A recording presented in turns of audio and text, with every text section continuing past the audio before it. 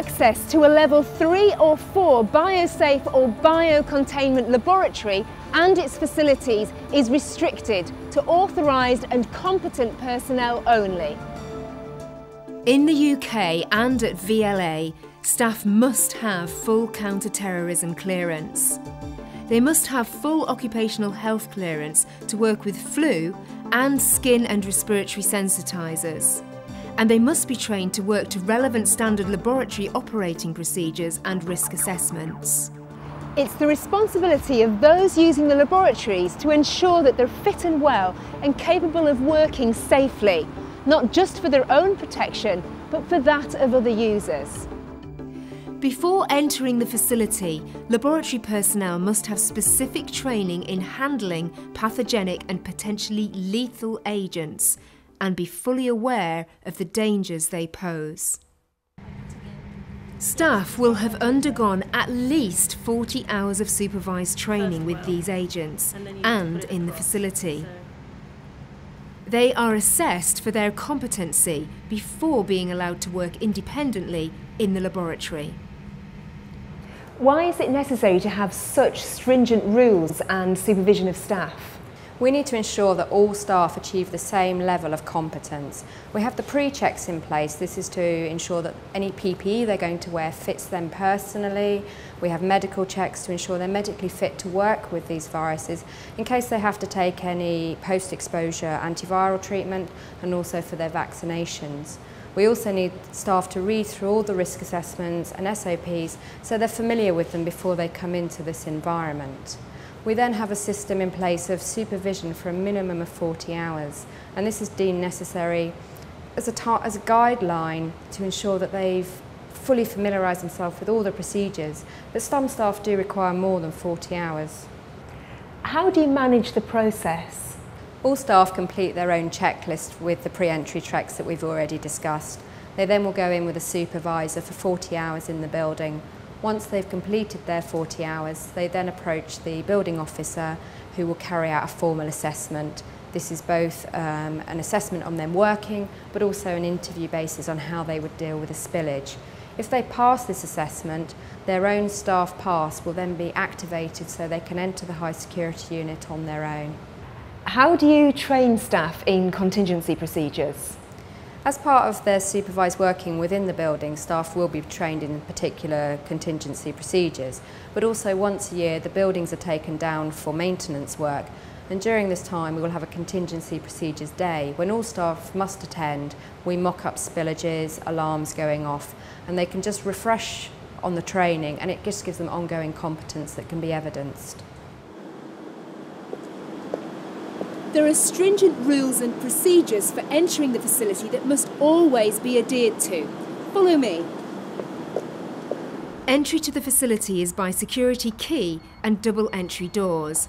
Either door will only open once the other door has locked.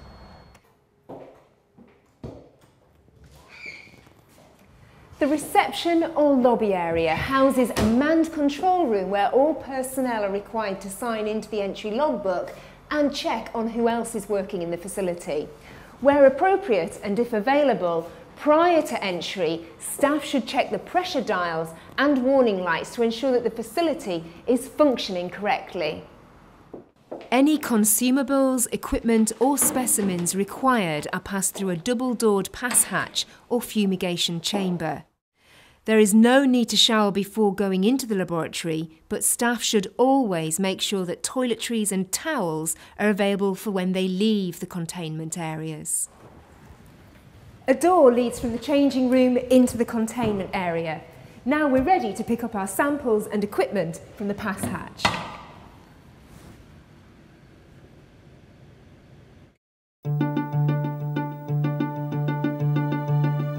On completing work before leaving the containment facility, a number of procedures need to be completed, and again, strict rules must be observed. Anything used that may tear, such as a bag, should be put in the autoclave tin. Anything that comes out of the cabinet must be thoroughly surface decontaminated with Virkon or an approved equivalent and left for 10 minutes before removing. All sample containers must be surface decontaminated, clearly labelled in appropriate sealed plasticware suitable for low temperatures, and be stored safely in a freezer. Any equipment or matter left in the cabinet should be fumigated in the cabinet. The biosafety cabinet must be shut down properly after use. Signage should be put in place to indicate its fumigation status. Once the working area is organised, clean, decontaminated and ready for the next person, all required logbooks should be completed and any low stocks notified. Before leaving the lab area, staff should make sure that all the necessary equipment is turned off at the wall. All waste generated during the work should be disposed of in the correct streams. On leaving the actual lab area, staff must wash their hands. Any relevant work documentation should be faxed or scanned out, and staff should notify other users that they are leaving the facility. Laboratory and working clothes should be placed in the laundry bin housed in the shower lobby. When leaving the containment area, staff must shower for at least 3 minutes, including a full hair and body wash. On signing out, the building officer must be notified of any issues that have been encountered, including low stocks of consumables.